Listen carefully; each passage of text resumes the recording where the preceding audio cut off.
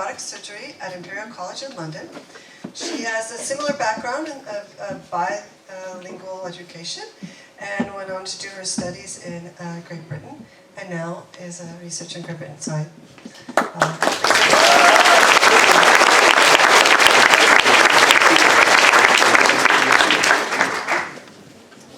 Congratulations, class of 2025. Thank you, Lycée Franco-Allemand, for having me speak today. What an honor to stand before the future, to stand before hungry minds that are eager to learn and change the world.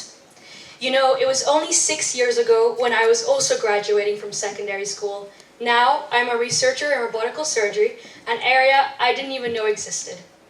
I have been told by Miss Rostangs that you're all a high-spirited bunch, and that some of you don't shy away from a prank. I think that is amazing, especially since I've also heard that LFA serve a very tough academic program. It is important to remember and hold on to this positivity, so that it can be reshaped and reused for future challenges that you are yet to encounter. Because life is a journey, a series of chapters building up to a virtuous novel. And as you all close your school chapter today, tomorrow you will be opening a new one. And so I would like to invite you to join me as I reflect on my school chapter and see how that influenced my young adult chapter, which I'm currently navigating. Hopefully you too, after today's ceremony, will take the time to reflect on your own past chapter as you close it and decide on what you want to take with you for the next part of your journey. My story starts with little Julia, who was full of dreams and aspirations on who she wanted to become. Just like every child, they always passionately know exactly what they want to be when they're older. In my case, I wanted to be a researcher who would change the world and help other people. I remember in biology class, I was learning about clean water and the inefficiencies of filter paper. At the end of the class, I confidently told my teacher I would make a filter paper that would 100% purify water, and that it would solve the lack of clean water access in developing countries. But life at school for little Julia was tough. Not because she naively thought that every humanitarian crisis could easily be solved, but because she couldn't read or write a word. I remember having to wake up extra early each morning to do exercises to help my dyslexia. And when I came back home, instead of playing like other kids my age, I would be doing exercises again. At school, I was bullied. I still remember when I was first labeled as the girl who couldn't read her own writing. Because I had been asked to read out a story, we were tasked to write in English class, and instead of reading what I had written, because I had no idea, I had just phonetically put down random letters, I made up the story on the spot. Even after 4 years, even though I had changed school twice, one kid visiting a new classmate of mine recognized me and told them the story and what had happened. But the real challenge started when I had to move to secondary school at age 11.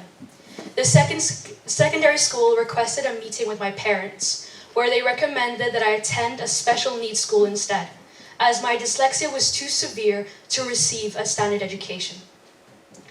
My parents were told I would never finish school or go to university, and that my priority should be to learn how to live independently, and that it would be a happier and easier path for me. But my parents couldn't give up on little Julia's dream. They believed that I just needed more time, and they were prepared to do anything for me to be able to go to a standard school. In the end, the only school to accept me was a private school. This, of course, didn't come easily, and sacrifices were needed. My dad had to get a new job to afford the fees, but that job, unfortunately, was far from home. So life was already tough, but now with my parents' sacrifice and my burning desire to prove that I should be at a standard school, life was even tougher. And although it seemed impossible, out of pure innocent hope, just because my mom told me, "You will make it," I pushed through failure after failure, and I ended my first year of secondary school winning an award in English for an essay I had written on challenges. Ironic, right? From there, I learned an important lesson. Never be afraid of failure, because failure does not exist. if you are trying. Failure is the act of not doing anything. And while we still hold on to our ambitions in life, we can only gain. We either learn or we win.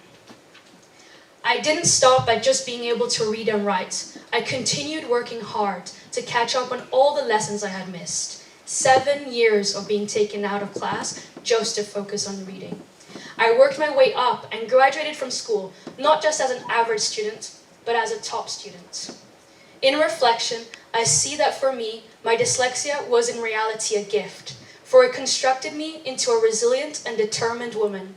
And although at times like this, we are reminded by what Jean-Paul Sartre said, existence precedes essence, I think it would be incomplete if we don't also mention Carl Jung, who said, "I am not what happened to me, I am what I chose to become."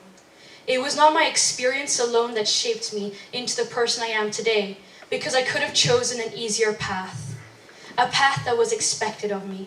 But no, I chose to define myself as a fighter. I can define who I want to become and how to make an experience an opportunity for me to become that person. And that is what I chose to carry with me into my next chapter of young adult life. So, the next chapter.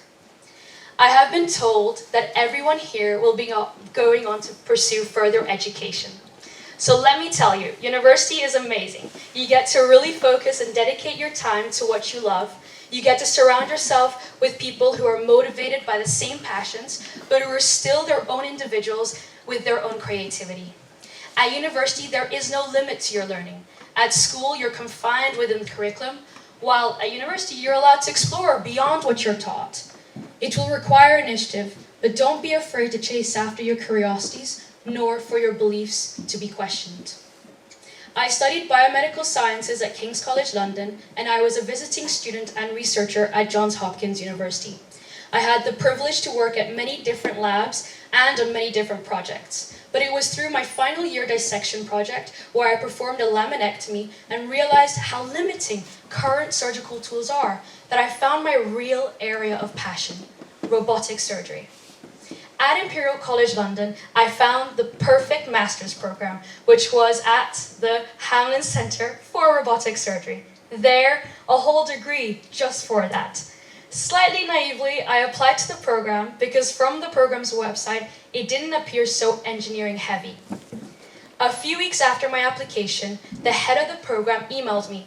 He told me that they didn't normally accept non-engineering students, but they found my personal statement interesting and they were willing to give me an offer if I was up for the challenge. Well, what do you guys think? In that moment in time, I reflected back to all my years of hard work. And I knew that nothing could stop me from achieving something except for me. So I said yes to being their experimental student. And you would think that after having already achieved what was once said to be impossible, I would have the confidence made of a diamond. But sitting in my first lecture, I was overcome by a feeling I had never felt before. Let me illustrate it to you. In the class, we were around 50 students, and we were asked to introduce ourselves.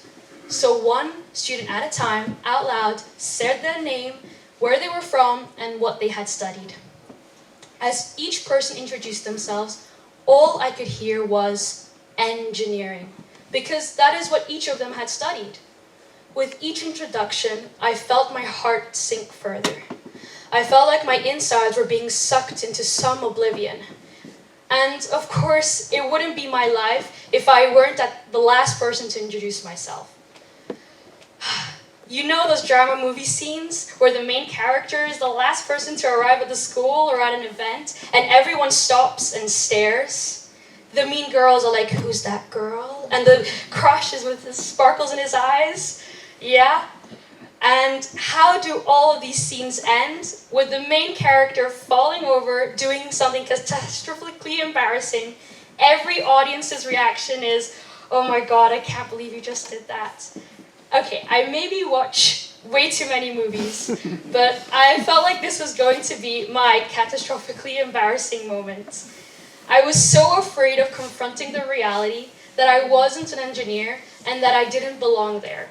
But my turn was coming up, and there was no escape. In that moment, I told myself I had no choice, that I had to be stronger than this feeling. As I said, my name is Julia. I gave myself the strength to be proud and continued. I studied biomedical sciences. There were many moments like these throughout my master's, where I succumbed to imposter syndrome and felt distressed looking at all the new mathematical, programming, and physics concepts I had never heard of, but were considered basic and standard to an engineering student.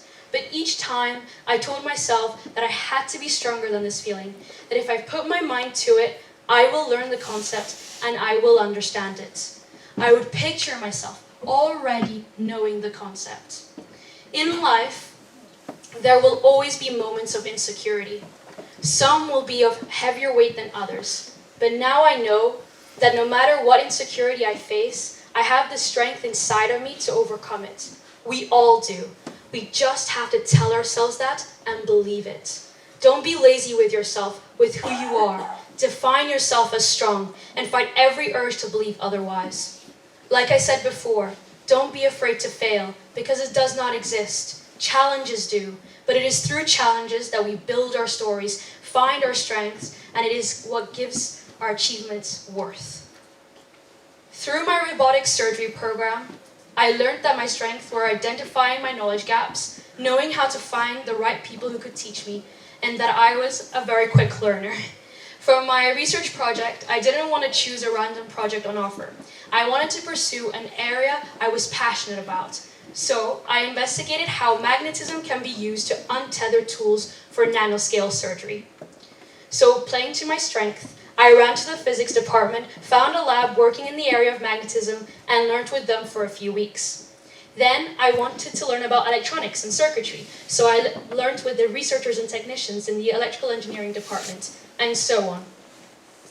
In the end, I was able to achieve a distinction in my master's, and now the course is open to non-engineers, and it is being advertised with my story. And if you're wondering what's my next step, well, I need to accept one of my engineering PhD offers that start in October.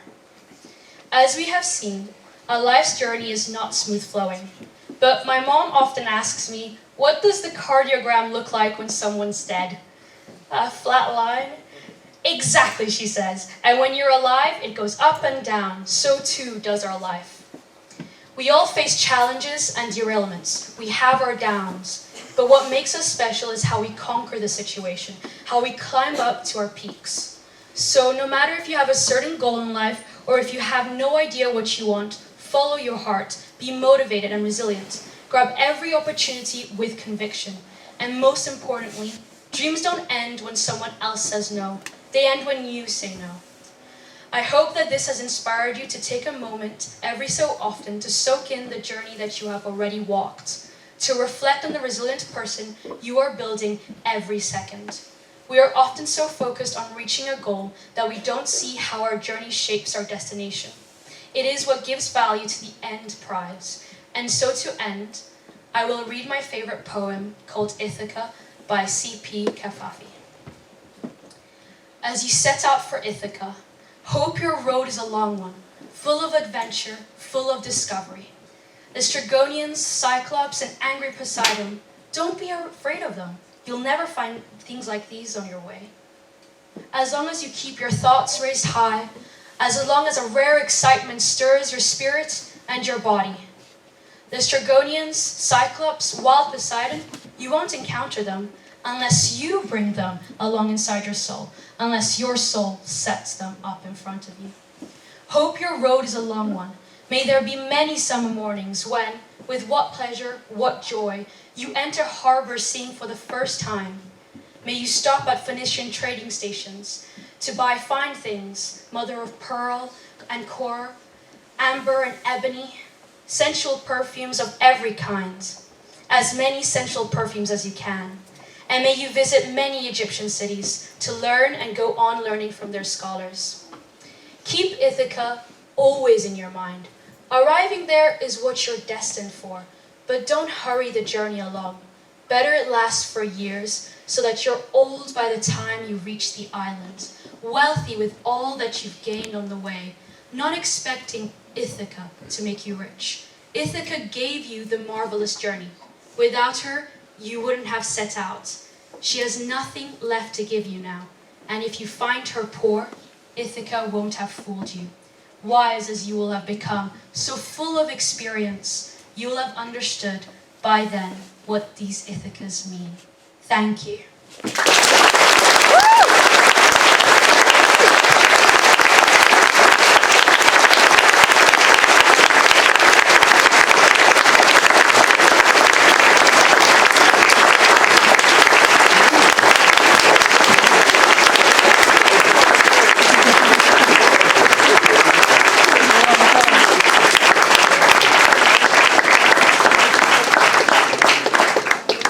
Thank you for sharing your story and with such elegance.